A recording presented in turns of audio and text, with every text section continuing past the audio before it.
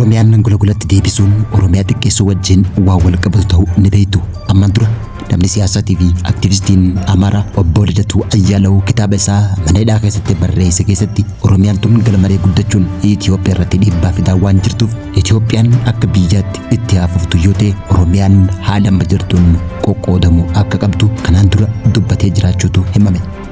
Akkam jirtan kabajamtoota daawwattootaaf hordoftoota lammii miidiyaa jaalatamoo kanneen biyya alaatiif biyya keessatti lammii miidiyaa hordoftan odeeffannoo teenya guyyaa guyyaan isin biraan geenyu haala yeroo itti xiyyeeffatu qabannee isin dhiyaannee jirra. Odeeffannoon lammii miidiyaa hiriyoota keessan bira akka geessuuf jalqaba irratti laayik tuquun sheeriif komantii godhuu hin dagatinaa isiniin jecha akkuma kaleessa faayidaa fi miidhaa Oromiyaa gulagulatti deebisuun uummata Oromoo irratti fiddu maal akka ta'e isin ibsu waada isin galle kun warraas odeeffannoo teenyatti aantu qabannee dhiyaannee jirra.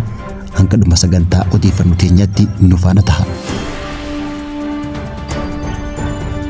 Waa'ee kitaaba Lidatuu Ayyaalaw barreesse ilaalchisee qondaalli adda bilisummaa Oromoo obbo Lammii Beenyaa barruu karaa miidiyaa hawaasaa isaatiin maxxanseen akkas jechuudhaan ibse. Obbo Lidatuu Ayyaalaw kitaaba mana hidhaa taa'ee barreesse tokko irratti Oromiyaan naannoo shanitti qoodamuu qabdi jedhee barreesse. Sababni isaa immoo Oromiyaan bifa biyyummaa waan qabduuf Itoophiyaan morkataa yoo itti fufte Itoophiyaa dhiibbattee ofii biyya taatii yaada jedhu ture. Warri gorsa Lidatuu dhageeffate Oromiyaa gola jahatti nuuf qoodan.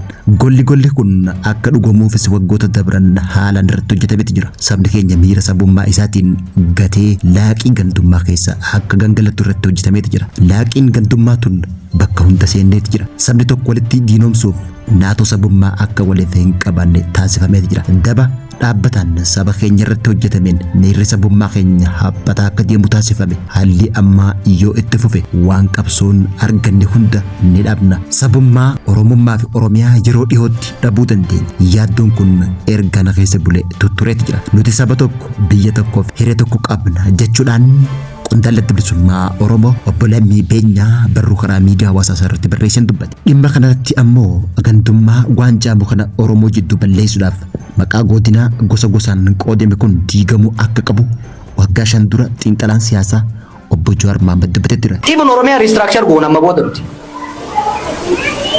Wallagga Arsii Shawaa Harargee kan jedhu waan jijjiiruu qabna. Because it has emerged as a political identity.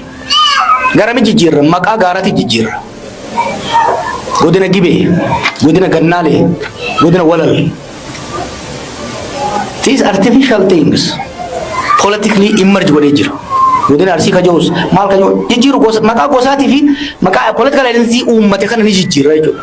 Obbo Jawaar Mohaammed yaadni isaa gandummaa Oromoo jidduu balleessuudhaaf maqaa gandaa maqaa gosaatiin moggaafaman kana balleessine maqaa laggeenii mukkeenii fa'aa itti moggaasuu qabnaa jechuudhaan dubbate. Yaadni obbo Jawaar Mohaammed gaafasitti tokkummaan uummata Oromoo akka ititu maqaa gosaatiif maqaa sanyii itti moggaafame kanarraa balleessuu qabna.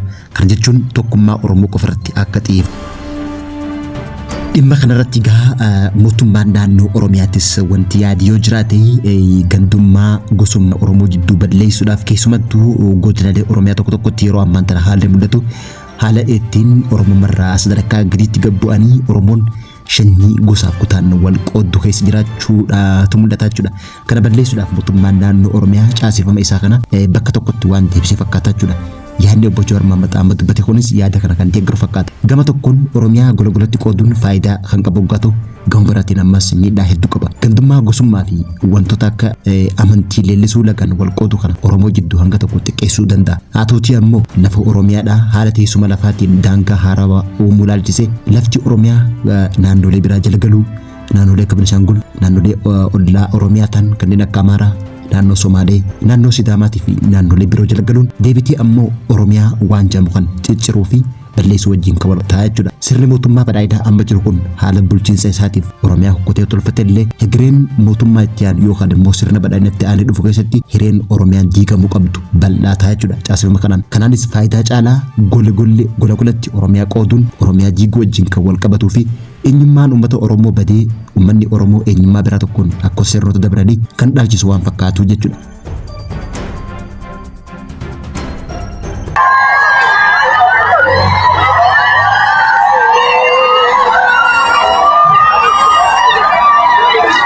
Oduu teenya gama biraatiin ammoo TPLF yeroo ammaan tana mana jiraatota Tigraay irra deemuudhaan dargaggoota dirqamaan gara waraanatti bobbaasaa jiraachuu odeeffannoon amma qaqqabde mul'ifte. Kanumaan wal qabatee egaa haalli dargaggoonni fi uummanni Tigraay keessa jiru haala yaachisaa ta'uu shamarreen Tigraay takka edaa naannoo Tigraay magaalaa Maqalee irraa hawaasni idil addunyaa sagalee isaanii akka ta'uuf waan keessa jirtu afaan Ingiliziidhaan ibsiteeti jirti. The important thing is the message, I think, and here in Tigray it is very dangerous to get out. I live in Tigray, I live in Mekelle, and they are drafting people to go to war, and it's very scary. They don't care. They are drafting people from the church, that the people that they are taking. Akka shamarreen tun ibsitetti yeroo ammaan tana Tigraay keessatti daa'imman dabalatee jiraattonni naannichaa hedduun mana amantaa daandiiwwan hoteelota irraa butamanii gara mooraa leenjii waraanatti humnaan geeffamaa jiraachuudha dubbatti. Haalli jiru garmalee suukanneessaa ta'uu ibsuun shamarreen tun akka ibsitetti dargaggoonni mana manarra deebanii humnaan guuramanii waraanatti dabalamu. Barattoonni mana amantaa Ortodoksii baadiyyaa irraa barnoota amantaatiif dhufan daa'imman umriin isaanii waggaa 18 gad jiranillee osoo nafin humnoota naannoo Tigraay butamanii gara mooraa leenjii waraanatti geeffamaa akka jiran shamarreen Tigraay tun magaalaa guddoo naannoo Tigraay Maqalee irraa ergaa isii afaan Ingiliziitiin dabarfatee jirti jechuudha. Mucaa baratuu fi akkasumallee namoota amantaa leellisanillee osoo nambisiin dhiibbaan jabaan humnoota Tigraay irratti raawwatamaa jiraachuu ibsite. Balaa waraanaan alattillee rakkoo diinagdeetii fi hanqinni nyaataa naannoo Tigraay mudatee uummata irratti dhiibbaa guddaa geessaa jiraachuu shamarreen tun haala nama gaddisiisuun ibsitee jirti jechuudha. Sababa hanqina maallaqaatiin ammas daldalli guyyaa guyyaa karaa baankii moobaayilaa qofaan raawwatamaa akka jirus dubbateeti jira. Yeroo kamuu caalaa intarneetilleen yeroo ammaa tana akka hin jirree fi uummanni Tigraay rakkoo hamaa keessa jiraachuu ibsite. Kana jechuun gaa yeroo ammaa tana TPLF akkuma bara Mallasaan faan qabsoo eegalanitti dargaggoota humnaan guuranii gara waraanatti oofuudhaan dargaggoonni leenjii waraanaa fudhatanii mootummaa kana akka kuffisaniif gahee guddaa baachaa jiranii jechuudha. Kana jechuun gaa uummanni Tigraay guutumaan guututti waraanaaf akka qophaa'u TPLF dhiibbaa irratti godhaa jirti. Garuu ammoo akka namummaatti wanti nama gaddisiisuu jiraate TPLF uummata Tigraay rakkoo adda addaa beelaa fi hanqina roobaa mudatee jiru kana humnaan gara mooraa waraanatti oofuu dargaggoota baratan egeree barnoota isaanii muranii leenjii waraanaa akka fudhatan taasisuudha mul'isaa jechuudha.